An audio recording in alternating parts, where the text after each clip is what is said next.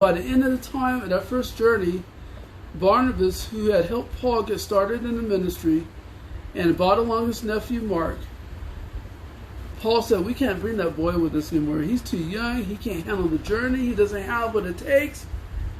He needs to go home. We'll ship on a boat and send him home. It's sort of like when I was a truck driver. If they had some of these truck drivers, they could be pretty rough. And if they can't hang it, now Paul might be a little bit nice than that, but if they can't hang it, what they do, they'll drop you off.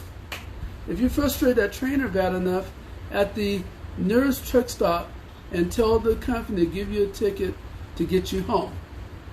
And also when you're training as a truck driver, they make us pay for a ticket so we could go home. So this is basically what was happening with Mark. And I just want to ask you a question. Have you ever been in a situation or worked with somebody that you think they didn't have what it took to do the job? Have you worked with somebody that you didn't think had what it took to do the job? Have you ever been in that situation? Just type in yes. Yes, I have. Or no. I'm pretty sure we all have. Now, for us that have been in church for a while, been in ministry for a while, have you ever seen somebody in church, maybe it was a young youth or a young adult, and they're just all over the place.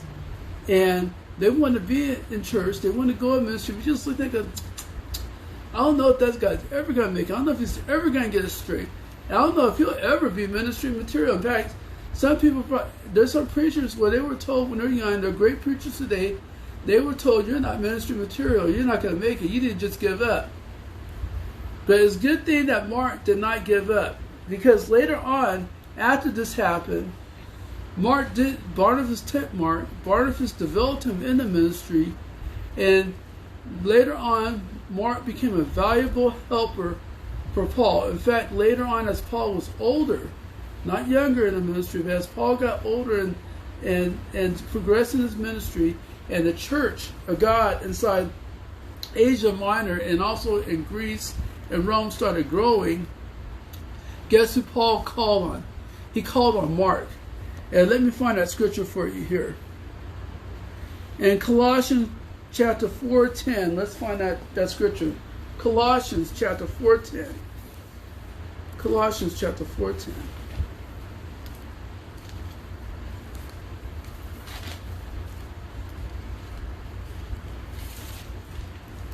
Now, I know today is a little bit academic, but these are things. It's important for us to know where we're getting our information from. Ephesians, Philippians, Colossians. Colossians chapter 4:10. It says, Aristarchus and my fellow prisoner greet you, and Mark, the cousin of Barnabas, about whom you received instruction. If he comes to you, welcome him.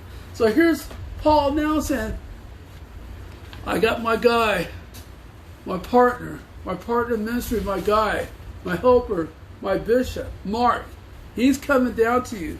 And he's talking to the Colossians, going to that area in Asia Minor. He says, when he comes to you, you greet him. He has my instructions. He has my word. He's going to be the bishop right now, helping you out to get things straight or to help you to get encouraged. You greet him. Now, Paul wouldn't have said that unless he was up to the job.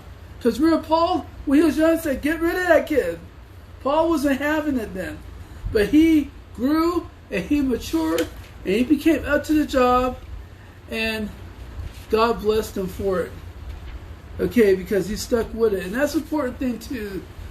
No matter where you are in life, people, and all my children that might be listening, Jeremiah, Selena, Noah, Ayani, and Inaya, don't give up on your dreams. Don't give up.